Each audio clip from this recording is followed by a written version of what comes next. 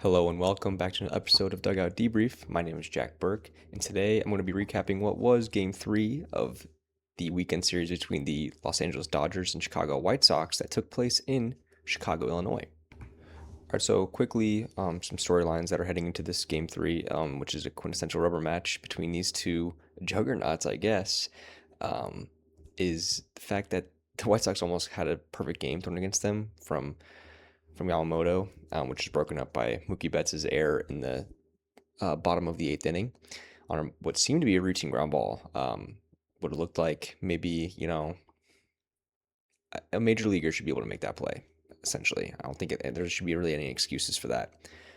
But this series could be a real momentum shifter for the White Sox after taking two games from the Braves in a where the third game got rained out, but winning back-to-back series against the Braves and the Dodgers would be very, very impressive for a team that kind of everyone was shutting out towards the start of the season. And after taking game one and getting a perfect game almost handed to them in game two, White Sox looking to take this game three and move on to kind of dominating the rest of the AL Central.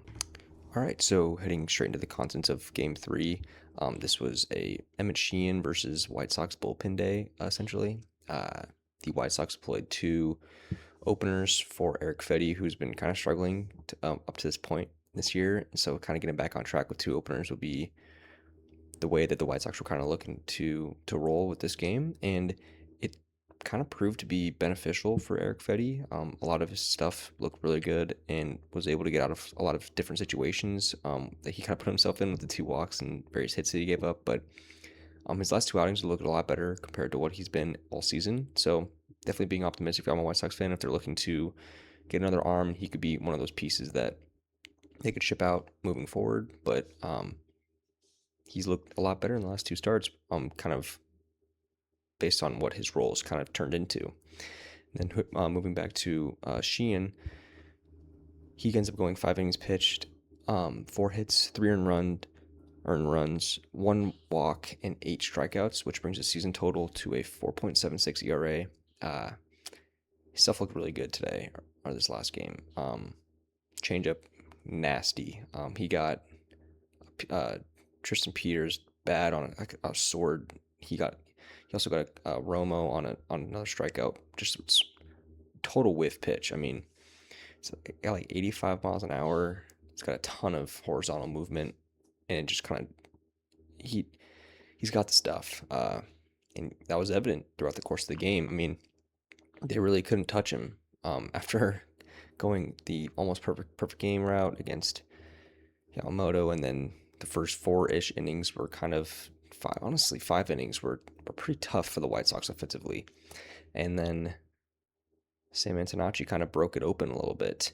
But anyways, I think Sheehan is definitely one of those pieces that will be talked about here coming up in the next half month or so with trade talks with the Dodgers, because they're always in the buying mode with the way the Dodgers have been playing recently. And so a lot of what I've been seeing so far is with Tarek Skubal, because Sheehan still is a young arm, he's got good stuff. I'd still be pretty optimistic if I was a Tigers fan to receive Sheehan and a couple of other pieces from the minor leagues systems, but giving away Tarek Skubal, because I think at this point the Tigers are sellers at the deadline. Just kind of the way that the end of last season turned out and the way the season's moving forward. I don't suspect the Tigers being buyers, especially with the way that their schedule is lining up as well. But yeah, moving on to Eric Fedde, I think being able to get him those openers and kind of get him thrust into a role that he's not really that familiar with, but he performed a lot better than what the White Sox kind of really anticipated with the way his stuff has been all season.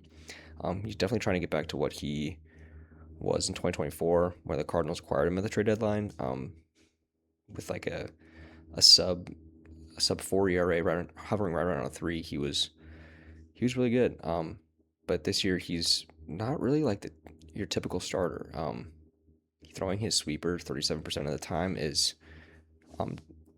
not starter like material. I think it's not normal to see guys throwing off speed like that at such a high rate, and it's been his best pitch by far. Hitters are usually hitting right around 200 on that pitch, where everything else in his pitch mix is at a 280 batting average or higher. So I don't blame him for throwing that pitch 37% of the time, but moving forward, I think he's going to have to kind of get used to throwing his sinker a little bit more, and beating hitters on that pitch to kind of succeed. But he ends up going 2 2/3 in the middle of the game, allowing 3 hits, no earned runs, 2 walks, and four strikeouts.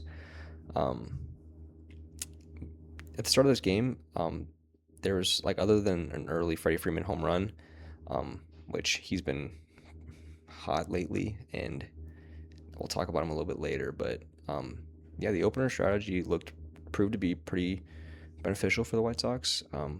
Only allowing 1 run through the first 6-ish innings. They're able to kind of suppress this Dodgers offense before they could kind of get some offense going themselves. But going back to Freddie Freeman, he got off to kind of a slower start to begin the season, and the last 2 months he's been hitting right around a 288 batting average with a 900 OPS, just right back into what Freddie Freeman's been kind of doing the last, pretty much all of his career. His baseball reference page is definitely one to marvel at. He just recently crossed the 2,500 hit club, which hasn't been done since Robinson Cano, I think. He was the last guy to cross that threshold. And yeah, I think Freddie Freeman's really a Hall of Fame caliber guy. And yeah, like I said, his baseball reference page is it's pretty cool, man. But yeah, I think being able to trust in this White Sox offense is going to be something that these fans on the south side of Chicago can kind of look forward to moving forward. Murakami hasn't even been healthy for these last 2 series, and the offense has been phenomenal. Besides Game 2, I mean, you really can't, like, Antonacci hits that home run, which really gets things started for the White Sox, and everyone just starts hitting. Miguel Vargas ends up getting on. Benintendi ends up hitting that double to kind of bring in Vargas, and then that kind of takes out Emmett Sheehan. And then all of a sudden, Colson Montgomery, who's got a ton of pop at the plate, young shortstop, hitting already 16 home runs in the season, an 800 OPS, plays great defense in the 99th percentile and outs above average. He's going to be someone to monitor moving forward in the next few years. Would like to see his strikeout percentage go down, but that'll definitely come with experience. And if I'm a White Sox fan, I think you got to bottle up this talent as much as you can now. You don't want what happened in the past with all that young talent that was super optimistic back in like the 2021 days, and lose all that talent and kind of just slide into the bottom of the AL Central. But hold on to this talent as much as possible while they're so young. You got Murakami on a young, cheap contract. Keep rolling, invest in some arms, and there's a chance that the White Sox can take the AL Central with some injuries in the to the Guardians now. J-Ram heading to the IL. I think the White Sox are in a really good position to take this AL Central moving forward. Touching on Colson Montgomery again, his strikeout percentage at 30.2% is not great, but his splits against left-handed pitching and right-handed pitching is definitely optimistic. Sometimes with these lefty hitters, you'll see a little bit of discrepancy between those two styles of pitchers, but he's been pretty good against left-handed pitching still. With an 830 OPS against only in the 79 plate appearances we've seen against left-handed pitching, he's been fine, and really will be a name moving forward on this team. And like I said, Antonacci gets the hit parade started with that solo home run, and Chase Mydroth towards the end of the inning just continues the punishment on Jack Dreyer. Unfortunately, he was able to get out of that inning eventually.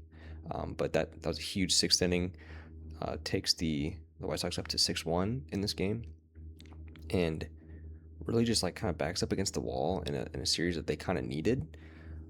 Obviously, the Dodgers are a pretty formidable opponent to have at home, with some injuries themselves, but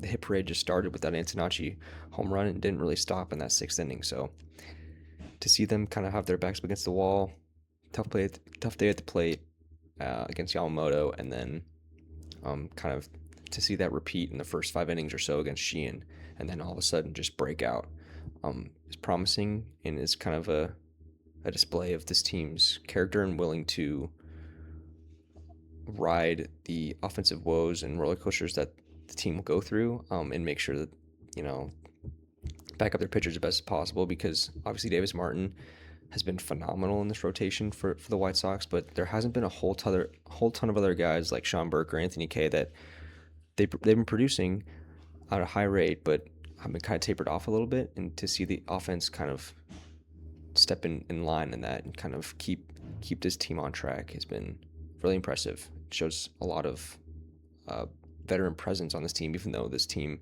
has so much young talent.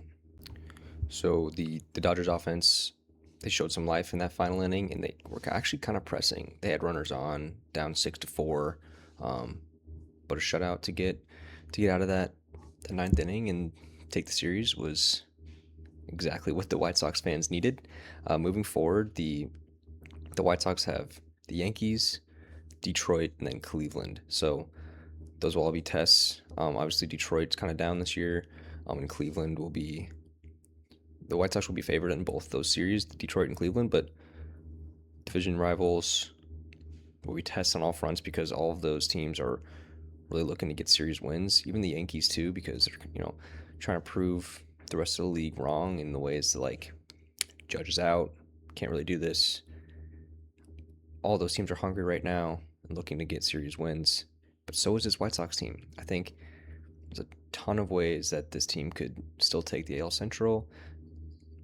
Fun time of the year. Hopefully this team still remains buyers towards the deadline, because so much young talent, and just they're like an arm or two away from taking this division and moving forward. And how it looks for the Dodgers moving forward, I'm not worried whatsoever. There's so much talent on this team. They have a probable MVP in Shohei Ohtani again, just because of the way he's starting to hit again. And he's also a Cy Young, shooting for the Cy Young on that side. He's not going to win it because of Mizrowski as of right now, but I wouldn't be worried at all if I was a Dodgers fan. At the White Sox, good crowd, young talent. I think this is no more than just like a little hiccup in the series.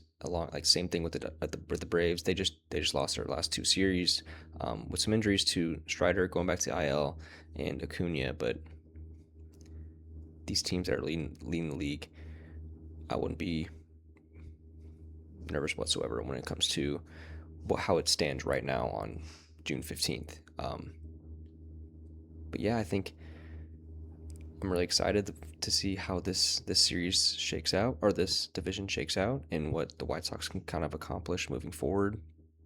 Like I said, hopefully they stay in that buyer's conversation when the deadline approaches, because they truly are just one arm away.